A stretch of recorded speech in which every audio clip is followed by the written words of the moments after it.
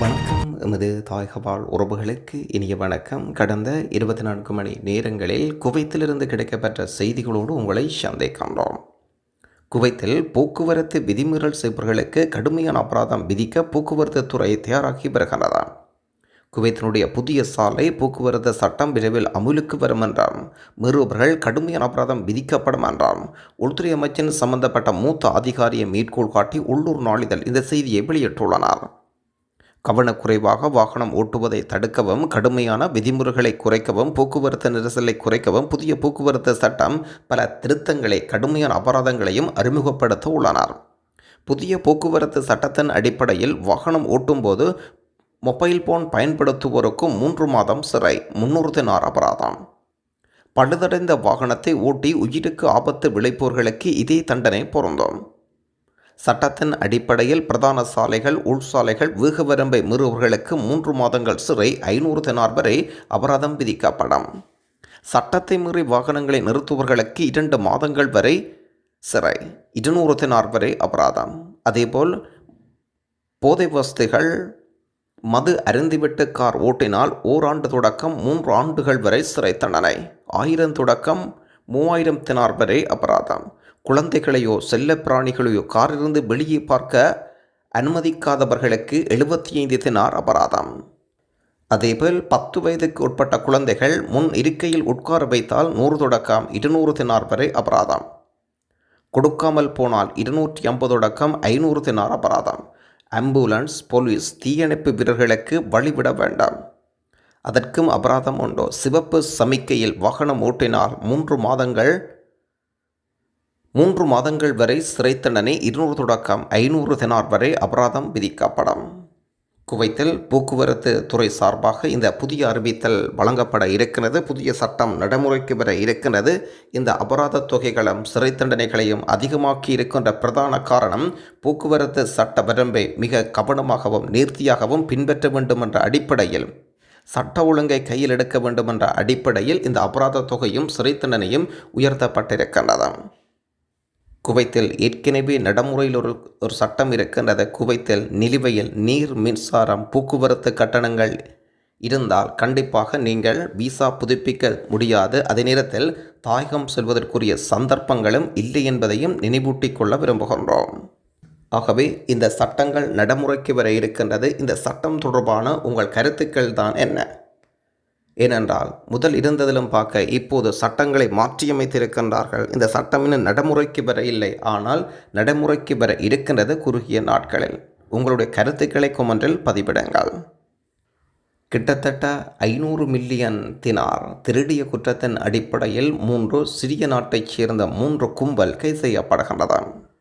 குற்றவியல் பாதுகாப்பு விவகாரங்களுக்கான உள்துறை அமைச்சின் உதவி செயலாளர் இது தொடர்பான செய்தியை வெளியிட்டிருக்கின்றார்.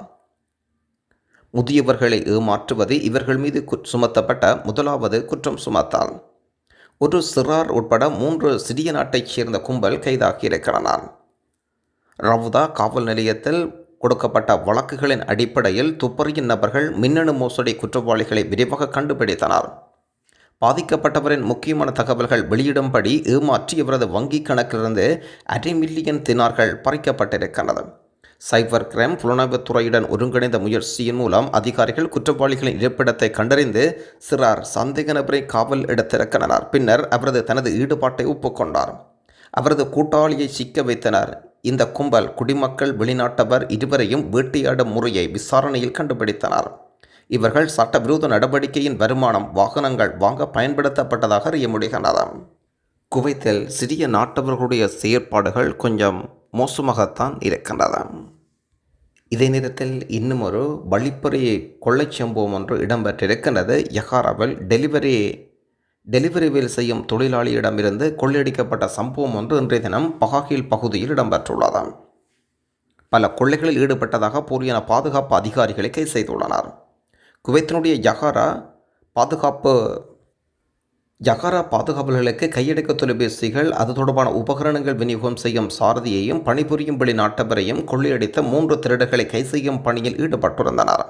அவரிடமிருந்து 2 மொபைல் போன்கள், ஒரு சார்ஜரி பேட்டரி, ஒரு தொலைபேசி மற்றும் பணங்கள் என்பன களப்படப்பட்டன. தைமா காவல் நிலையத்தில் வழக்குகள் பதிவு செய்யப்பட்டு குற்றவியல் புலனாய்வர்கள் ஒரு குடிமகனை கைது செய்தனர். இதற்கிடையில் ஃபஹாஹில் அபு ஹலீஃபா மற்றும் மஹபுல்லா வெளிநாட்டவரை கொள்ளையடிக்கும் ஒரு பாதுகாப்பு அதிகாரியையும் பாதுகாப்பு அதிகாரிகள் போல் ஆள்மாறாட்டம் செய்த ஒரு குவைத் குடிமகனையும் கைது செய்தனர். இதுபோன்ற கொள்ளைச் சம்பவங்கள் அதிகரித்திருக்கின்றது குவைத் மண்ணில். பெரும்பாலும் குவைத் நாட்டைச் சேர்ந்த குடிமக்களும் அதே நேரத்தில் சிறிய நாட்டைச் சேர்ந்தவர்களும் ஒருங்கிணைந்தே இந்த வெளிநாட்டு தொழிலாளர்களை இலக்கி வைத்து கொள்ளைச் சம்பவங்கள் இதுபோன்று பல்வேறு துறைகளில் மேற்கொள்ளப்பட்டுதான் வருகின்றன. இதில் சம்பந்தப்பட்டிருக்கிறது குவைத் நாட்டைச் சேர்ந்த குடிமக்களும் இதில் சம்பந்தப்பட்டிருக்கின்றார்கள். பாதுகாப்பு அதிகாரிகள் போல் ஆள்மாறாட்டம் செய்த 2 குவைத் குடிமக்கள் கைதாகி இருக்கின்றனர். 30 வயதுடைய நபரே இவ்வாறு பிடிபட்டதாக காவல்துறை தரப்பில் சொல்லப்பட்டிருக்கின்றது. அவர் குற்றங்களை ஒப்புக்கொண்டிருக்கின்றார். இதுவரை 12க்கும் மேற்பட்ட கொள்ளைச் சம்பவங்களை இதுபோன்று தான் மேற்கொண்டதாக ஒப்புக்கொண்டிருக்கின்றார். திருடப்பட்ட பணத்தை போதைப்பொருள் வாங்க பயன்படுத்தியதாகவும் விசாரணையில் தெரிய வருகின்றது. தொடர்ந்து குவைத்தினுடைய ஒரு விழிப்புணர்வு செய்திகள் 2 பார்வையிட இருக்கின்றோம். தொடர்ந்தும் அந்த வீடியோவை பாருங்கள். நன்றி. அஸ்ஸலாமு வரஹ்மத்துல்லாஹி வபரகாத்துஹு. ஹாய்பான் வணக்கம் என்னுடைய அன்பான உறவுகளே.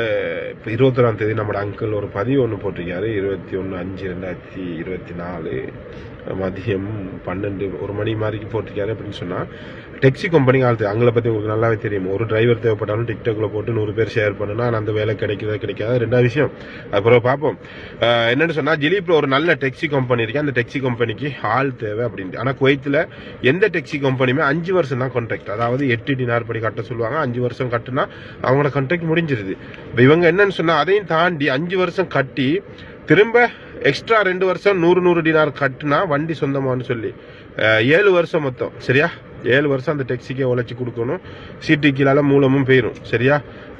தெரிஞ்சுக்கிட்டே அங்கிள் அந்த பதிவை போட்டிருக்காரு. யாரும் அந்த மாதிரி 7 வருஷ கான்ட்ராக்டுக்கெல்லாம் வராதிங்க. சரியா? 8 டினார் படி ஒரு மாசத்துக்கு 240 கேடி.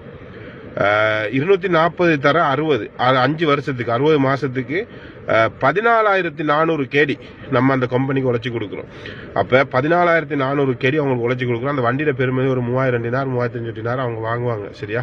அப்போ நம்ம மேல் மிச்சமா 10-11,000 டினார் 5 வருஷத்துக்கு அவங்களுக்கு உழைச்சி கொடுக்குறோம். அது போக 100 டினார் படி 2 வருஷத்துக்கு. அப்போ 24 100 தர 24 2,400. அப்போ 2,400 கேடி இங்கிட்டு அதில் 14,400 மொத்தம் 16,800 கேடி. ஒரு கொரோலா வண்டிக்கு 14,800 கேடி நம்ம கட்டணும். சரியா? இது சாத்தியப்படுற வேலையா?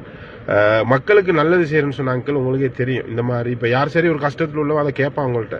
ஆனால் அவன் வந்து இன்னும் கஷ்டத்தில் விழுவான். பஞ்சாபில் நகையை விற்று அங்கே கடன் வாங்கி இங்கே கடன் வாங்கி வந்து 8 டினாருக்கெல்லாம் இப்போ அவன் ஒரு நாள் கட்டி இங்கே புதுசாக வரவன் இருந்துட்டு போனவனுக்கே கஷ்டமாக இருக்கு. அதனால அந்த மாதிரி பதிவுகளை வந்து கொஞ்சம் தவிர்த்துக்கோங்கன்னு சொன்னால் யாருமே இந்த மாதிரி விசாக்கு வராங்க. டெக்ஸிக்கு 5 வருஷம் கான்ட்ராக்ட் தான். சரியா? 5 வருஷம் மட்டும்தான். அதுக்கு மேலே 8 வருஷம்லாம் யாருமே காசு கட்டாதீங்க. சரியா? அஸ்ஸலாமு அலைக்கும் வரஹ்மத்துல்லாஹி வபரகாத்துஹு. ஒரு அக்கா ஒன்று போகிறாங்க. போர்டிங்கை போட்டு கொடுப்போன்னு சொல்லிட்டு அப்படி லைனில் நிற்கிறோம். அதே மாதிரி போகிறவங்க இருந்தால் தொடர்பு கொள்ளுங்கள். உங்களோட பொருட்களையும் போர்டிங் வரைக்கும் கொண்டு வந்து போட்டு